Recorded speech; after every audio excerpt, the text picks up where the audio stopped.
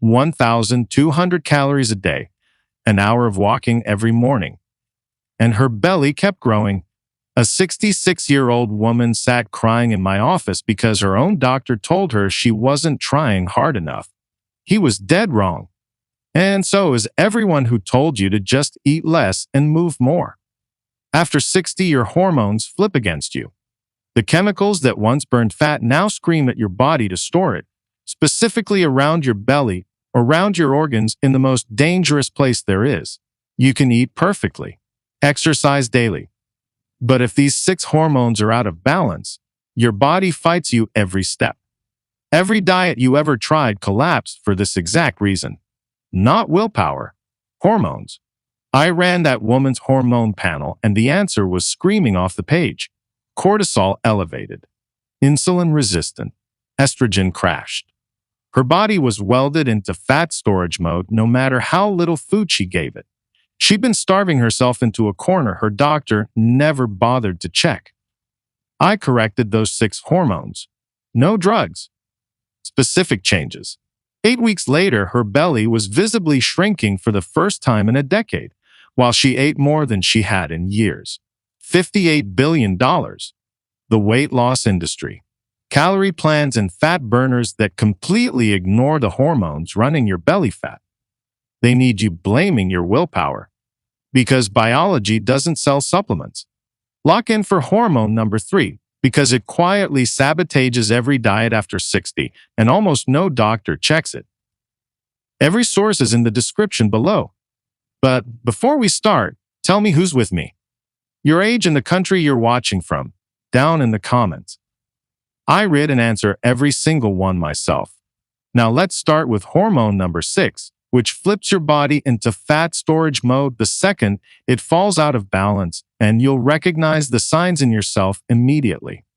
Number 6, adiponectin, the fat-burning hormone you've never heard of. This is the hormone that almost no one knows about, and honestly, that's a big part of the problem. Adiponectin is a protein hormone produced directly by your fat cells, and its job is beautifully ironic. It tells your body to burn fat.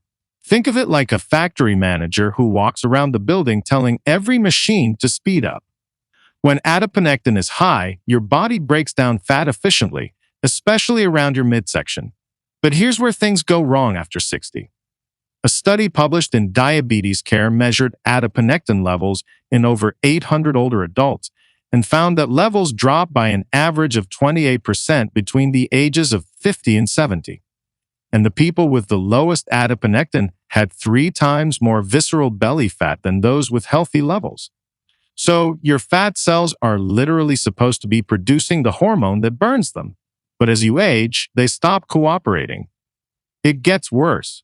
Research from the Journal of Gerontology showed that belly fat itself suppresses adiponectin production. So the more belly fat you carry, the less adiponectin you make, and the less adiponectin you make, the more belly fat you store. It's a vicious cycle that feeds itself year after year. Now here's what you can actually do about it. The single most effective way to raise adiponectin is through regular moderate exercise, not extreme exercise. A clinical trial from the University of Virginia found that adults over 60 who walked briskly for just 30 minutes a day, 5 days a week, increased their adiponectin levels by 18% in 10 weeks. That's a meaningful jump. The key word is moderate. Intense exercise can actually spike cortisol, which we'll talk about later, and that works against you. Beyond walking, certain foods have been shown to boost adiponectin significantly. A 2019 study in the Journal of Nutritional Biochemistry found that participants who consumed fatty fish like salmon or mackerel 3 times per week saw adiponectin levels rise by 14% over 8 weeks. The omega-3 fatty acids in these fish directly stimulate adiponectin secretion. Magnesium-rich foods like spinach, almonds, and dark chocolate also help. A study from the journal Nutrition found that adults with the highest magnesium intake had 22% higher adiponectin than those with the lowest intake. Sleep matters here too. Research from the journal Sleep found that adults who slept fewer than 6 hours per night had adiponectin levels 31% lower than those who slept 7 to 8 hours. So if you're skimping on sleep, your adiponectin is paying the price and your belly is growing because of it. Start with the walks, add the fish, prioritize the sleep, and this forgotten hormone starts working for you again. But adiponectin is just the beginning, because the next hormone on our list is one your body uses to control hunger itself. Number 5.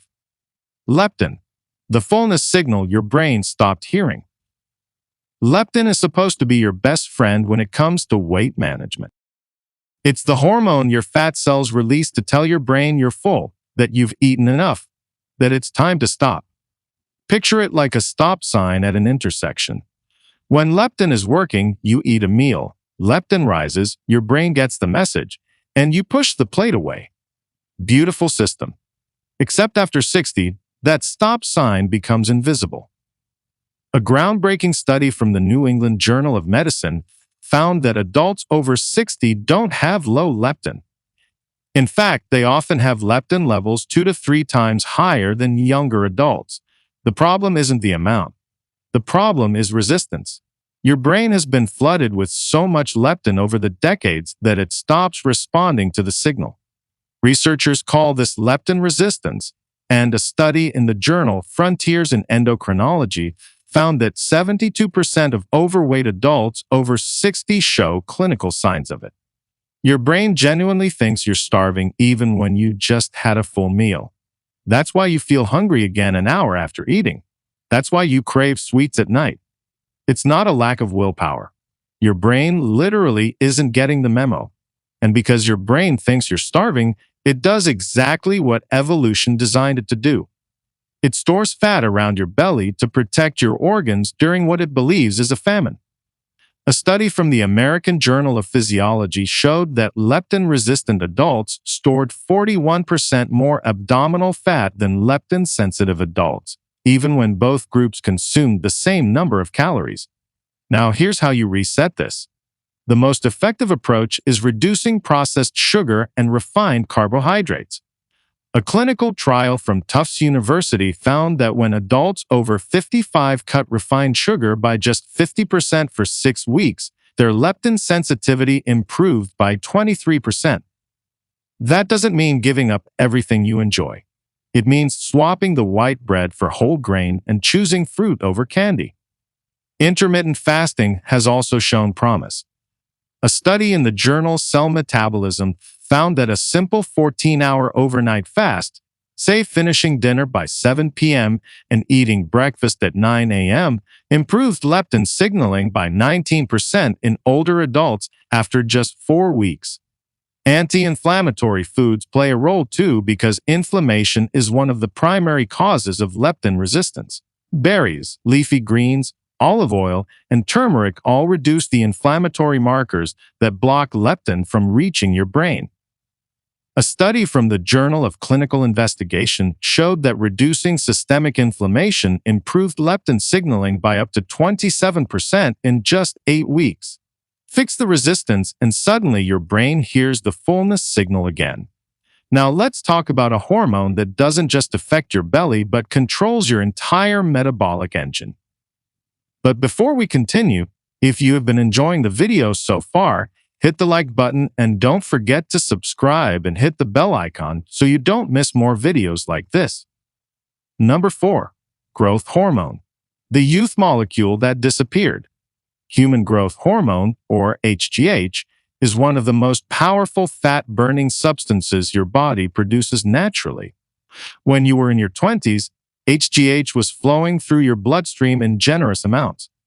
It kept your muscles lean, your metabolism fast, and your belly flat without you even trying.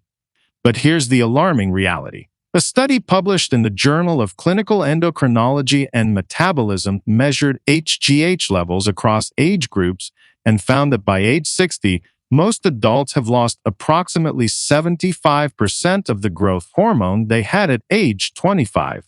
Some individuals showed declines as high as 85%. This decline even has its own medical name. Doctors call it somatopause. And a study from the International Journal of Obesity found that adults with the lowest growth hormone levels carried an average of 33% more belly fat than those with higher levels, regardless of diet or exercise habits. Growth hormone doesn't just burn fat directly. It also preserves muscle mass, and muscle is your body's natural calorie furnace. Every pound of muscle burns roughly 6 to 7 calories per hour just sitting there. When growth hormone drops and muscle wastes away, your resting metabolism plummets. A study in the journal Age and Aging found that adults over 60 lose an average of 3 to 5 pounds of muscle per decade, which translates to burning approximately 150 fewer calories per day. That adds up to over 15 pounds of potential fat gain per year, and most of it goes straight to your belly. Now the good news is that you can naturally boost your growth hormone production even after 60. The most powerful trigger is deep sleep. A study from the University of Chicago found that 70% of your daily growth hormone is released during deep, slow-wave sleep. Adults who improved their sleep quality saw HGH levels increase by up to 60% without any other intervention. Getting to bed at a consistent time, keeping your room cool and dark, and avoiding screens for 30 minutes before bed all improve deep sleep quality. Exercise helps dramatically too, but the type matters. Resistance training, meaning using dumbbells, resistance bands, or even your own body weight, is the strongest exercise stimulus for growth hormone release. A study in the Journal of Applied Physiology found that adults over 60 who performed resistance training 3 times per week for 12 weeks increased their growth hormone output by 44%. That's nearly half of what they'd lost. Reducing sugar intake also matters because high blood sugar suppresses growth hormone release. Research from the journal Metabolism showed that a single high-sugar meal can suppress HGH for up to 4 hours. Keeping your blood sugar stable keeps your growth hormone active and your belly shrinking. But there's another hormone hiding in your body that quietly controls how fast every cell in your body operates. Number 3. Thyroid hormone T3, the metabolic thermostat that's turned down. Your thyroid gland sits at the base of your neck, and it's one of the smallest but most powerful organs in your entire body. It produces hormones called T3 and T4, and these hormones set the speed of your metabolism.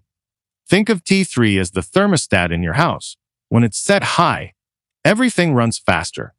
Your cells burn more energy, your digestion speeds up, and fat gets used as fuel. When T3 drops, everything slows to a crawl.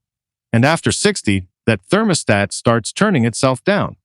A large-scale study published in the journal Thyroid tested over 4,000 adults and found that subclinical hypothyroidism, meaning thyroid function that's low but not quite low enough for a diagnosis, affects approximately 26% of women and 15% of men over the age of 60. That's roughly 1 in 4 women walking around with a sluggish thyroid, and no idea that's why they can't lose belly fat. The impact on belly fat is direct and measurable. Research from the European Journal of Endocrinology followed adults with mildly low T3 levels and found they gained an average of 5 to 7 pounds more belly fat over 2 years compared to those with normal thyroid function. Their metabolic rate was an average of 140 calories per day slower.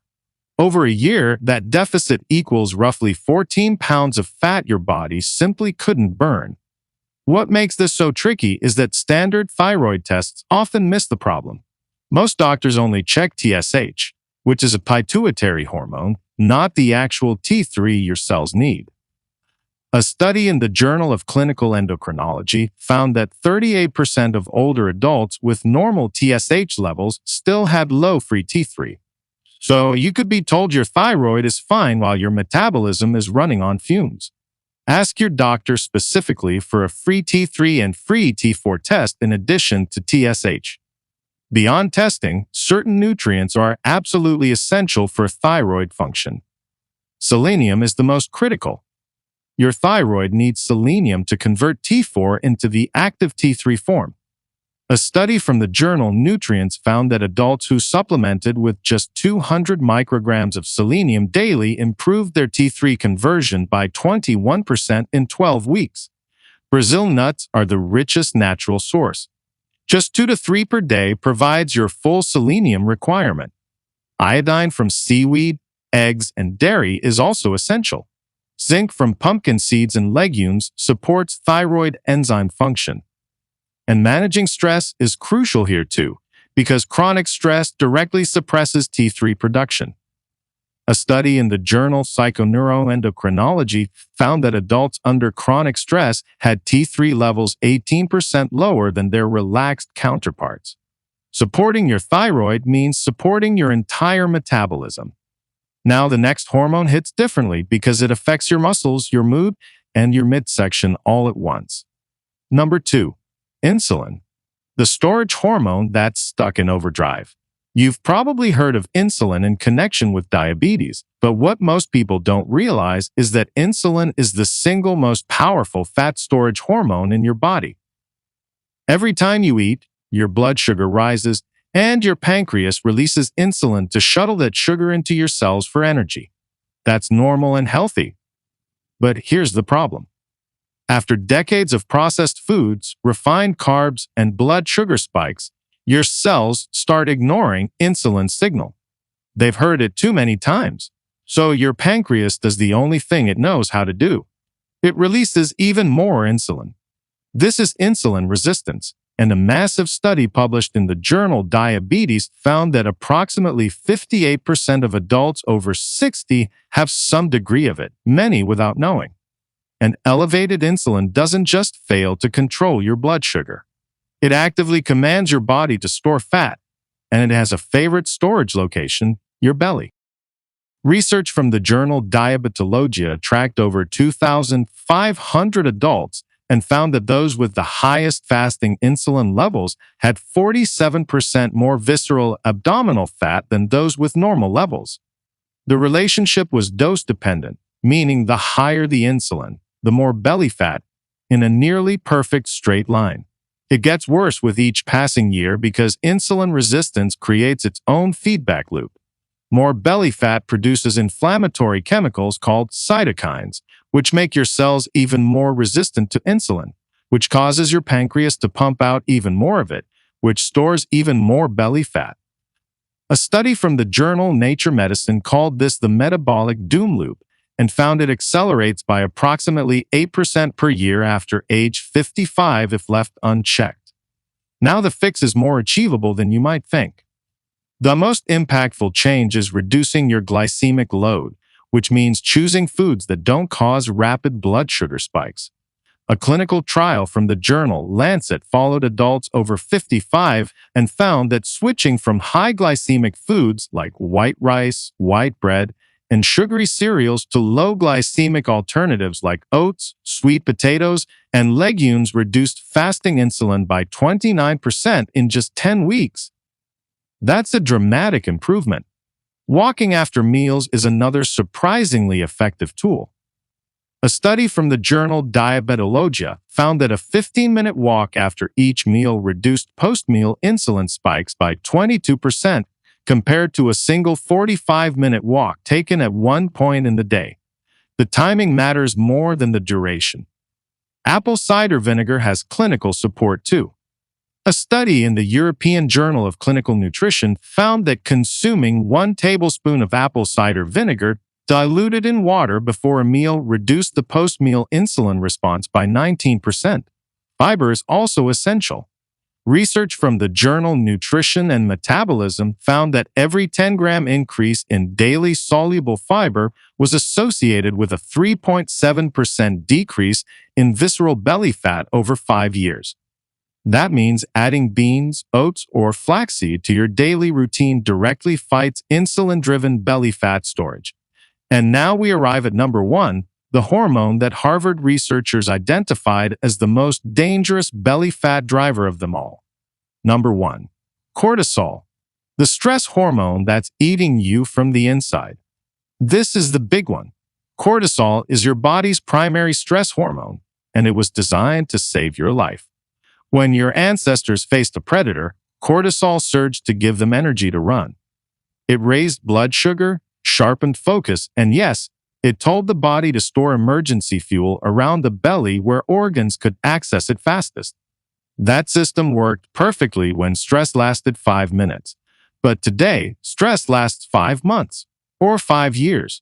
Financial worries, health concerns, loneliness, poor sleep, even watching the news constantly, all of it keeps cortisol elevated around the clock. And a groundbreaking study from Harvard Medical School published in the journal Obesity found something remarkable. When researchers measured cortisol levels in hair samples of adults over 60, they discovered that those with the highest chronic cortisol carried an average of 11% more belly fat than those with the lowest levels. That was independent of diet, independent of exercise, independent of every other variable. Cortisol alone predicted belly fat more accurately than calorie intake.